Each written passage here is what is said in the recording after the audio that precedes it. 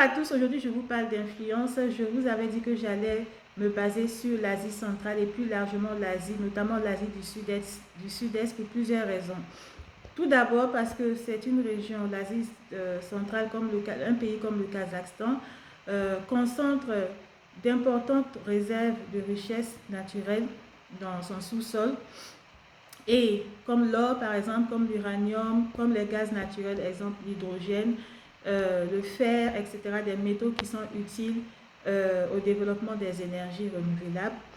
Et parce que des pays comme l'Asie du Sud, des pays d'Asie du Sud-Est comme l'Indonésie, la Malaisie, se sont intéressés à l'industrie high-tech et ont une technologie avancée dans ce domaine, et ce sont des pays avec lesquels on peut nouer des partenariats intéressants. Donc j'ai réfléchi à un axe qui partirait de cette région qu'est l'Asie du Sud-Est et traverserait l'Asie centrale avec des pays comme le Kazakhstan, le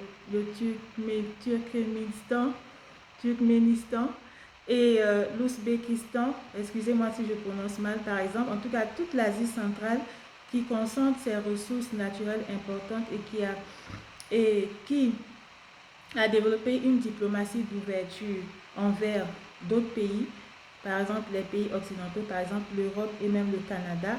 Il y a aussi sur ce axe des pays comme l'Albanie pour leur localisation géographique stratégique par rapport à l'Europe et par rapport aux pays occidentaux en général. Donc, pourquoi aussi en tant qu'Africaine, je me suis intéressée à cette région? Je vous avais dit, la première raison, c'est donc les comparaisons, parce que le Sahel, étant originaire du Sahel, le Sahel partage la même carte d'identité géologique, parce que c'est un scandale géologique aussi, que cette zone d'Asie centrale qui est très riche en ressources minières, etc. Et aussi la même carte d'identité historique, mais c'est en miroir inversé, parce que eux, ils ont été colonisés par l'Empire soviétique, et nous au Sahel, on a été colonisés par la France. Donc, on est tous des zones de pays colonisés avec des richesses minières, des richesses importantes dans leur sous-sol qui essaient de se développer. En tout cas, le Kazakhstan est très avancé en termes de développement grâce à sa politique d'ouverture vers des pays comme le Canada ou comme des entités comme l'Union européenne, et avec des institutions internationales, avec de nombreuses politiques internationales. Et l'Asie du Sud-Est m'a intéressée, je vous ai dit, à cause de leur percée sur le plan de la technologie, de l'industrie high-tech. Voilà quelques raisons pour lesquelles ces régions m'ont intéressée.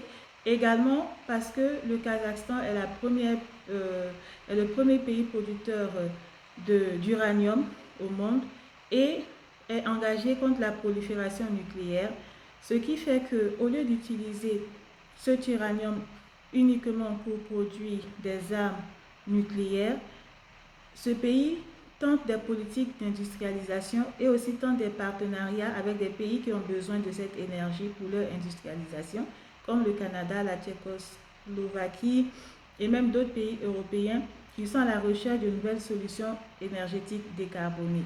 Donc, ce pays-là est stratégique en termes d'approvisionnement énergétique, parce que l'Europe veut sécuriser son approvisionnement énergétique, et le Canada également est un pays qui veut sécuriser son approvisionnement énergétique, et cette coopération elle est intéressante. Donc je reviens à la diplomatie de l'eau dans toute cette zone qui se situe sur ce axe, avec tous ces pays qui se situent sur ce axe. Comment développer leur influence autour de la diplomatie de l'eau. D'abord, la problématique qui est présente, c'est que avec l'assèchement de la mer d'Aral, il y a beaucoup de conséquences en termes de santé.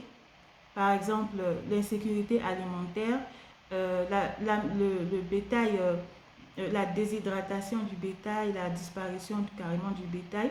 Il y a les risques de conflit, parce que dans cette zone, l'Asie centrale partage une frontière avec la zone où se trouvent les Ouïghours, c'est une zone où il y a un conflit armé, et il y a des conflits sécuritaires en lien avec le terrorisme, et même il y a des tensions au sein de ces pays, comme je vous ai dit, ce sont des post-colonies soviétiques et les frontières ont été tracées à l'échelle soviétique.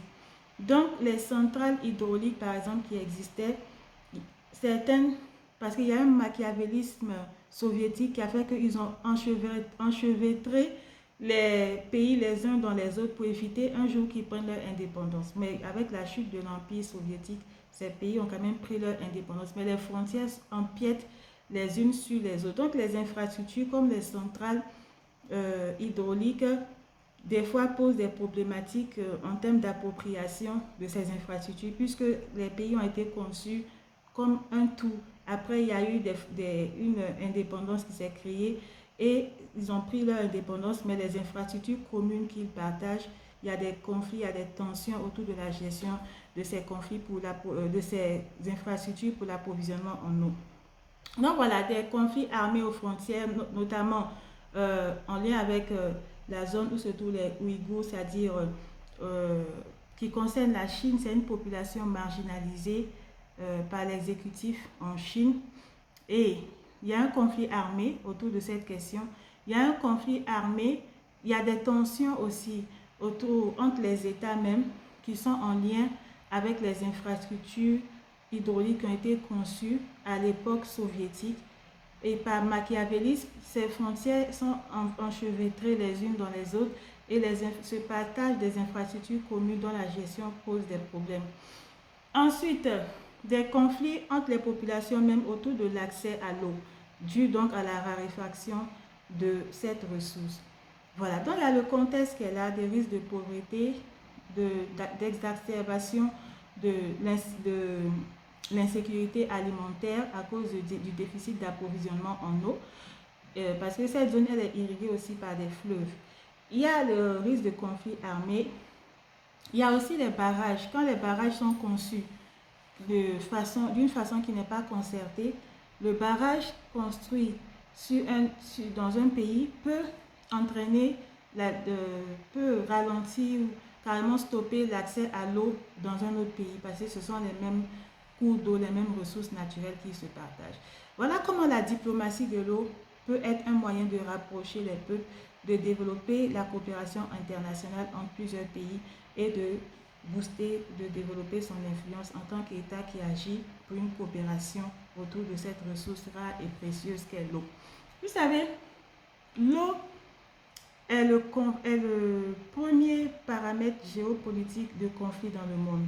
C'est un enjeu géostratégique, même plus important que le pétrole, d'après certains. Donc, c'est un enjeu géopolitique. D'après certains, c'est le premier enjeu géopolitique du 21e siècle, l'eau, la gestion de l'eau. Donc, c'est dire à quel point la diplomatie de l'eau est importante et au centre des questions de relations internationales et qu'il y a une dimension hydrique dans de nombreux conflits. Et comment un pays peut développer son influence en agissant dans le cadre de la diplomatie de l'eau. On peut prendre par exemple d'une coopération qui pourrait exister entre ces pays qui se partagent des fleuves, qui partagent des sources d'eau communes. Cette coopération peut tourner autour de plusieurs axes. Premièrement, la gestion intelligente de l'eau, c'est-à-dire à travers des activités qui limitent l'usage de pesticides dans le cadre des activités humaines qui mettent en danger ces cours d'eau-là.